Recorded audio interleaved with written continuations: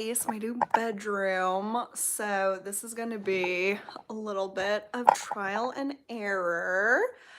I'm so excited about this. Okay, let me make sure. Hey Jules, yay! I'm so excited to talk about Piece of Extraordinary Circumstance. This book shocked me. Like, it was so surprising to me, like what it was about, how good it was, like the fact that it was a love story. I had no idea when I was going into it. So I'm really excited. And obviously, we are like testing out the new setup. So I'm doing this one in my bedroom, but things might change over time.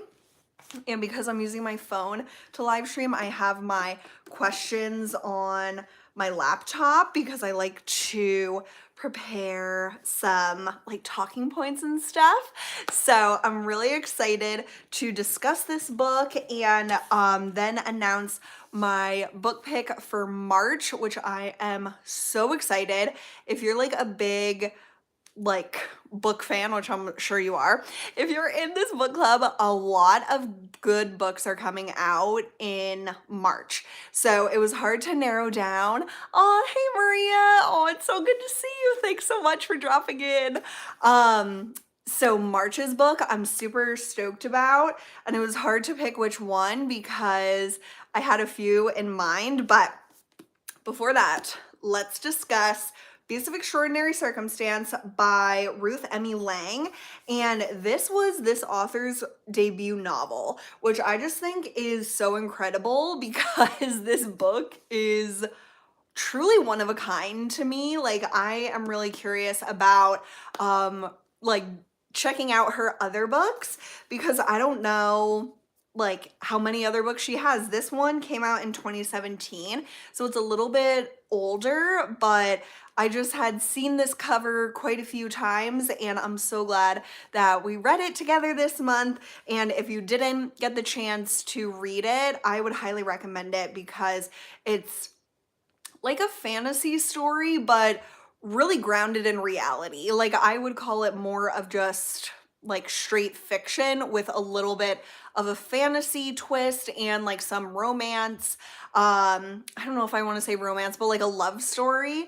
So it was really interesting, and I'm so glad that we read this together. And I actually read half the book like with the actual book, and then half of it with my like through an audiobook because things just got really busy in February with my move, and so it was hard to find time to sit down and read. And I haven't listened to an audiobook in quite a long time, and this one was so good as an audiobook because there's a lot of different like characters that you're seeing their perspective through, and it's just such a kind of like tale. Like, it's just very like, I don't know how to say it, but it's like very storybook like. It's just very, I don't know, it immerses you, I guess. So Jules, that's awesome you listened to the audiobook as well. I think I'm gonna do that a lot more now that I have so many more things going on with the new place. But definitely let me know what you guys thought of the book. It sounds like Jules, you really liked it, which is great. And oh yeah, I wrote down that the story was such an adventure. Like, the short synopsis that I had read basically said like you're gonna meet different people that interacted with the main character Waylon, who has kind of like magical powers a little bit, but it's not really what you would expect. At least it's not what I expected, and that just made it so much better. Like, it really felt realistic. It didn't feel like we were in a different world. It just happened to be this character Waylon had like a very strong connection to the weather and was able, like, his emotions were connected to the weather, and so that really was that magical aspect of the story. And my favorite thing in the book was how he found his way back to Mary and Lydia.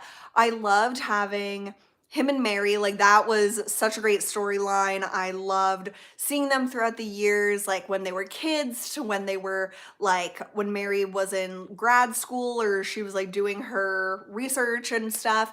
And then when they, at the very end of the book, when they were older, I loved their story. But I feel like I especially loved him and Lydia. I thought that was such a special relationship that they had as being sort of brother and sister. Like I would definitely say they were brother and sister, and how he came back to her after so many years in his time of need and really made such an impact on her life, and it made an impact on his life with her son. Micah, is that his name? Something like that. Yes, Micah.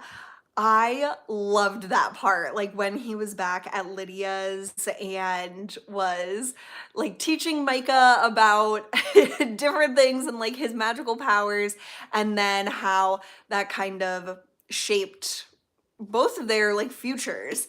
So I would love to know if you had a favorite part in the story, because it was so like sectioned with the different people that he connected with over the years, and I just really thought that was so interesting. And some of the characters like did come back, like Mary and Lydia, but then some of the characters, it was like they were part of his life at one time and then you didn't really see what happened after that.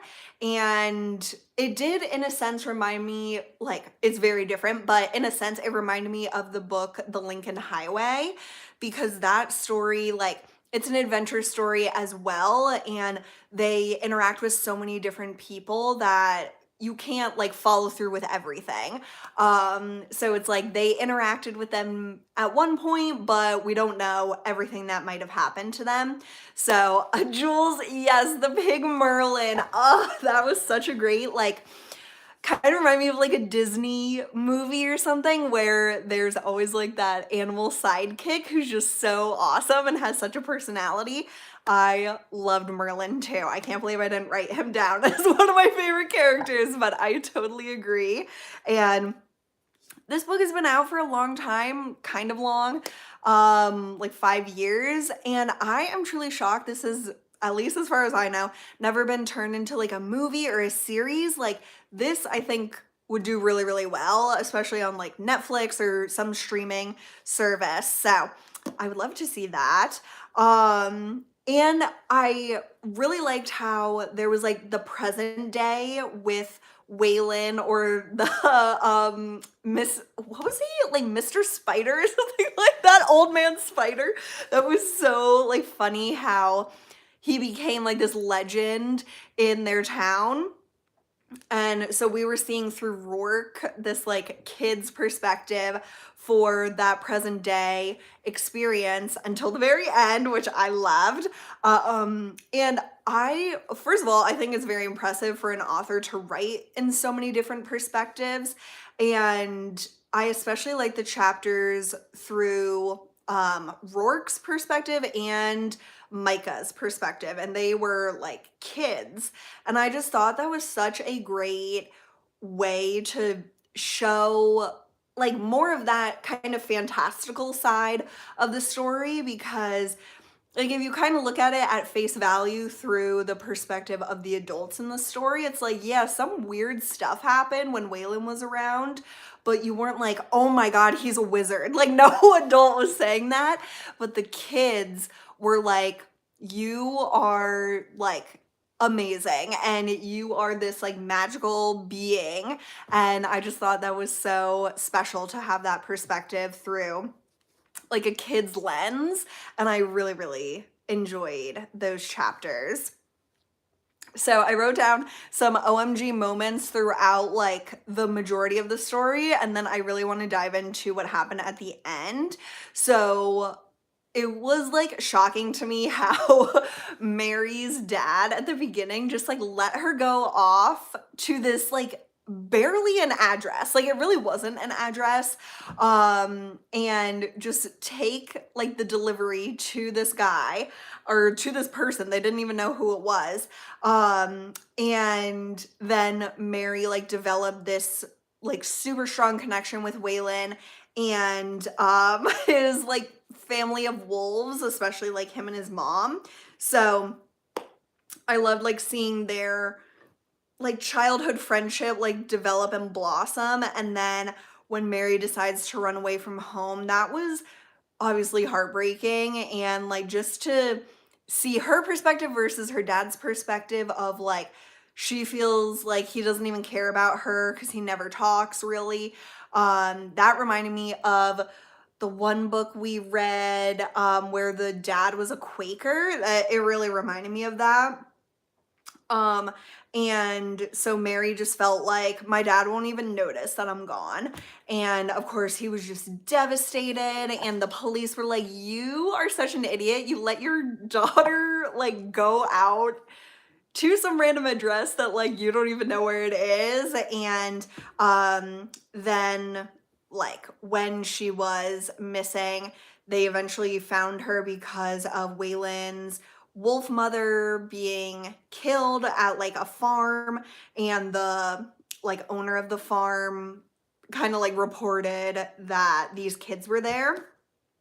And that kind of sparks Waylon going in a separate direction from Mary. So I thought that like one of the people I wish we would have had more of a follow through with was Waylon's like adoptive mother, I guess you could say, Meg, the teacher.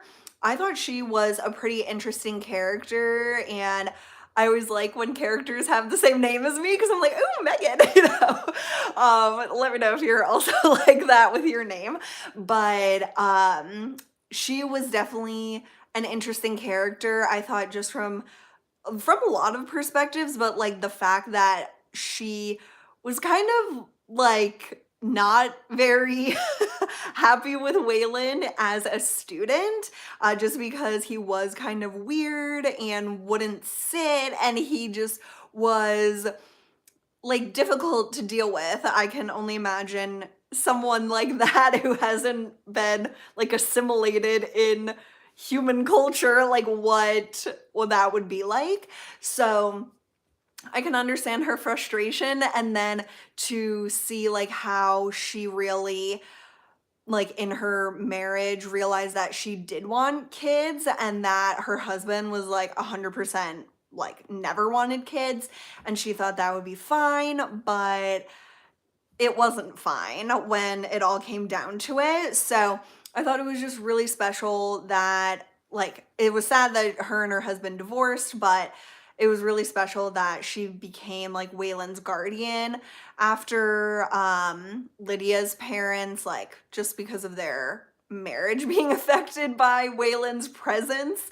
I thought it was such like a perfect situation for Meg, the teacher, to get like, I don't know if she got custody or whatever, but like she watched over Waylon and stuff like that. So I would have liked more maybe of her in the future. I feel like they did kind of wrap up her story, but I can't exactly remember it. But yeah, he like went off to college and all that good stuff with her in his life, but then I don't know, did she get sick? Gosh, now I like kind of forget if something bad happened, but I really, really liked her character. I thought she was interesting. And then when they're adults and Mary is like studying those like what were they? Like some gross like worm thing. And I thought it was hilarious when she was like, they'll never like you would never see these things as a like Disney character. Like you're not gonna just like they're not cute. They're not like interesting at all. And so she really like desires to be like a researcher of wolves, but she didn't get like accepted into the program. And so like kind of during this time in her life where she's just like questioning what she's doing with her career and stuff.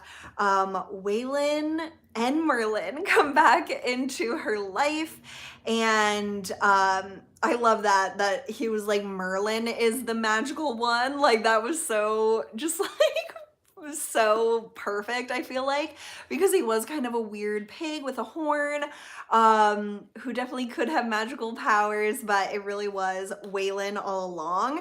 So loved Mary and Waylon like reuniting, trying to figure out what their relationship is now that they're adults, or more like, I don't know, like 20s, something like that. And Mary's like in a relationship, but it's not like fulfilling really. And he just seemed like a jerk. Like, it was such a weird thing when she was like, I always tell the story like I was being talked to by this guy that was just like droning on and on about all of his accomplishments, and everyone would be like, oh, and so your boyfriend saved you, and she's like, oh no, it was him. Like, I don't know, it was just like, ooh, Mary. Like, I don't know if he's the one. So I was glad that Waylon came into her life again at that time to help her realize like she wants more from a partner and from like her life. And so I was very happy Waylon was there then. But since Mary is like researching, so she finally gets to research wolves, and Mary gets bitten by the widow, I think it was, like one of the main like female dogs. And so she's like totally out of commission. She's like in a cave. And then, oh man, what was his name? Dwayne? Was it Dwayne? There was quite a few characters. I was kind of getting their names confused a little bit. But that one guy that helped Mary when she was in the hospital, and then he went to like get Waylon for her, and that's what kind of made things worse in a sense. Like, it was for the best, but also not what Mary wanted, which was that Waylon blames himself for Mary getting bitten and almost like dying of hypothermia and stuff. So Waylon is just like, no one's safe around me. I like basically blame myself for my parents dying in a blizzard, and I blame that everyone was like, anything bad that's happened was, ooh, Jules, I need to talk about that too. Like, he just blames himself for anything bad that happens because of like the weather that is extreme because of him, basically. And okay, I don't know how to see like all the messages. There we go. Jules said, am I the only one that thought that since she got bit and was passed out, the snowfall actually saved her from being eaten by that other wolf? Jules, you're good. I think that is so right. Like, I didn't think about that, but yeah, you're right. Waylon's snowstorm did save her. Oh my god, that makes it worse. Oh my god. Like, thank God. But the fact that he blamed himself, he actually like saved her. So great point, Jules. Thank you. And so yeah, Waylon is just like, I'm out of here because I ruin everything, especially the people's lives that I love.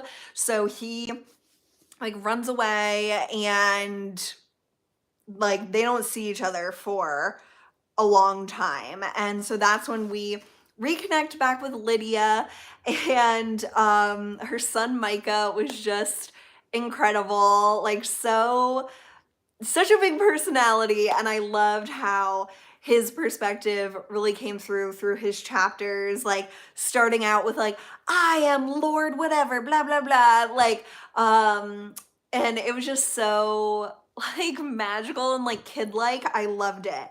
And so Lydia is like totally shocked to see Waylon again after like, I think they said 15 years. And so it I feel like it was also like perfect timing with her son. And then this like is kind of what leads to Waylon.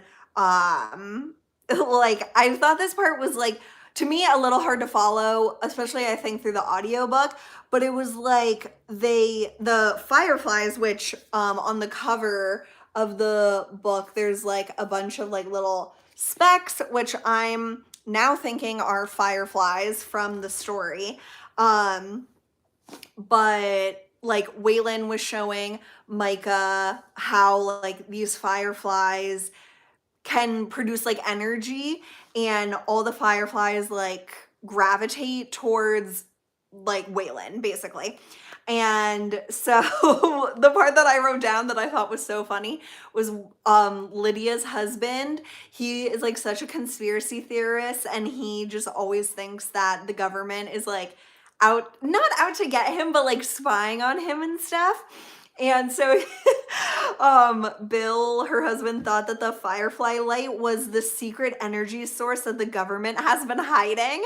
And I was just like, oh, Bill, like you're too much. Like I feel like I am Bill. But there was like a power outage because of, I'm pretty sure because of like Waylon, and the firefly light like helped the Lydia's house have energy and power, and so everyone else was like, how come you have power and we don't? But Waylon helped them for everyone in the neighborhood to have like energy. So that was pretty freaking sick. And I think like after that Waylon like just left again. So then we see that it's like back to present day through Rourke's perspective. And again, loved his chapters. And Rourke realizes that like through Waylon's stories of like Mary and stuff like that, Rourke realizes that Mary lives in their town. She has like for this whole time, and that she's like the wolf lady that brings like little baby wolves to their school. So Rourke is like, Mary's been here this whole time and you haven't even like reconnected with her. Like even he is like, come on. And he's a kid, which I just think is great. Kids are so like, kids just have so much truth to them. I love it. They like see it so like straightforward when adults might complicate things. So he was like, you have to like go see her, like, and so then, oh my god, I was waiting for this the whole book, was to get Waylon's chapter. And I was thinking like that would be the last chapter of the book, but I was so glad that it was like he had a chapter and then there was like more to the story. So it was just beautiful to hear Waylon talk about his life and how like all these people had impacted him, and like to understand that he knew Mary was in this town like the whole time, but that he had his like animal like friends scoping out her house because she had a husband. And I don't know if it's necessarily like said that he passes away, like her husband, or what exactly happens. I imagine like that he passed away. But I guess I don't know for sure unless I missed that detail. But basically the animals like were noticing that he hadn't been around for a while, and so Waylon was like, after a few weeks he was going to make a move and like go to Mary's house. So that was so special for him to like approach her house and like have all the plants and the garden grow so much like with his like love, and it was so beautiful. Like it is very like magical, but okay, they alluded to the husband's death. Thank you, Jules. It was such like a beautiful thing to imagine, like him just being so overwhelmed with his like happy emotions that he's just like making everything grow around him. Like that is so beautiful to me. And then Mary, like we have her chapter as kind of like the last true chapter before the epilogue. And it was just amazing to like hear them living the life that they always wanted to, but like they couldn't have really done it earlier in their lives. So they finally got to just enjoy each other's company without really other people and other distractions. As adults and like growing older, and they were like going to somewhere warm because they've always like, he hates the snow obviously because of all of his bad like experiences with the snow. So I thought that was really cute that they were like, let's go somewhere warm, and her dog like really loved the ocean and stuff. And so it was just like, oh my God, this is like so precious and so beautiful. And then you're like, what? Like, we're not on a cliffhanger. Like, we just know that they had a beautiful life together. And then we get the epilogue through Rourke's perspective, and he's an adult.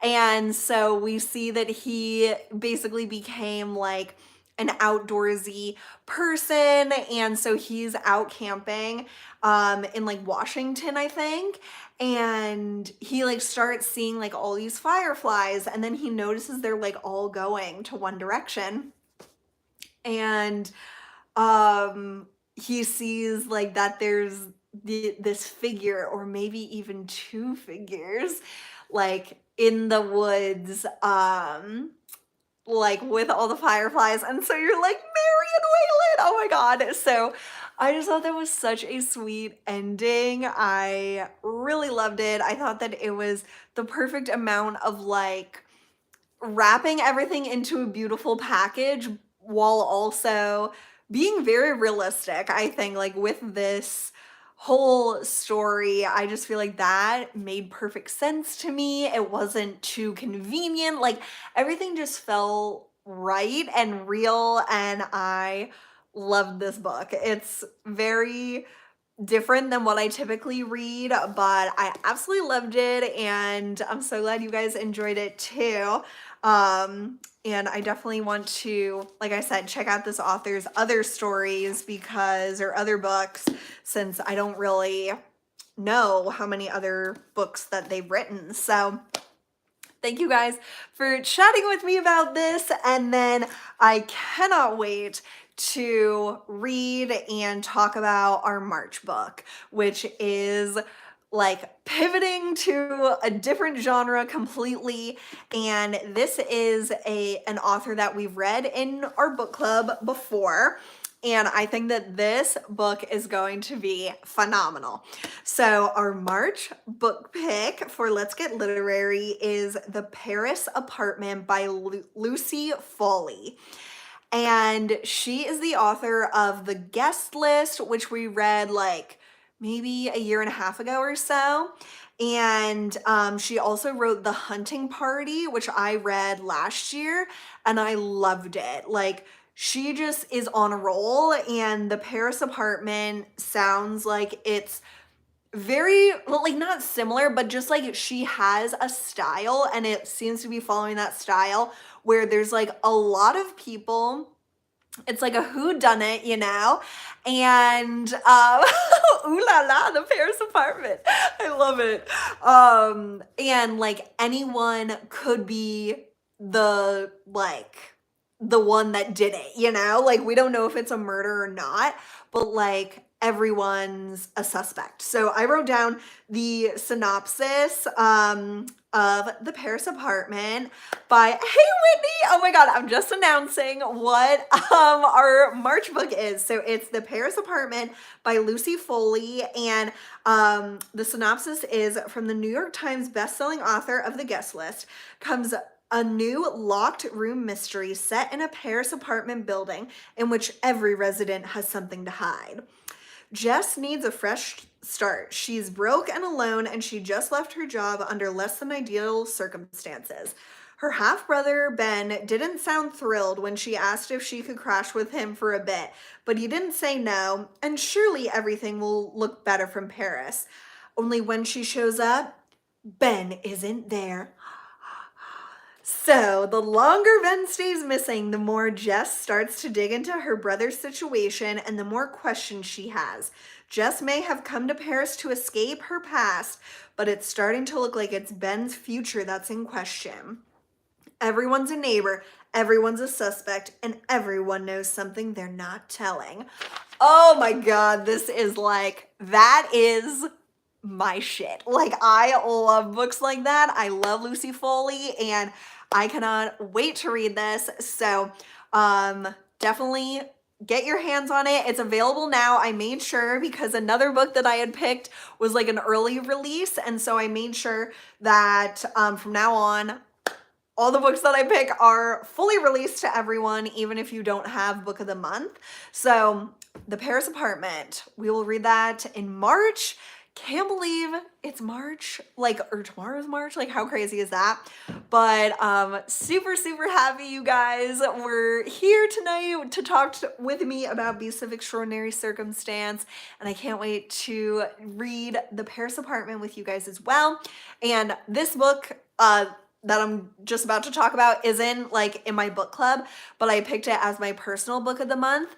And if you're looking for another book to read this month that's brand new, check out Books of Cold Cases by Simone St. James. She's an author that I've only read one book by her, but I really, really loved it. And so I've been kind of like tracking her new book coming out, and it is coming out mid-March. So if you have book of the month, you can get it early, or wait till it comes out like mass release. So that's not our book for Let's Get Literary, but it is a book I'm hoping to read in March as well. So thank you guys again so much for being here. I hope you have a great rest of your night and a great start to your March. Unbelievable. Absolutely unbelievable. So thank you guys so much, and I will see you soon. Bye.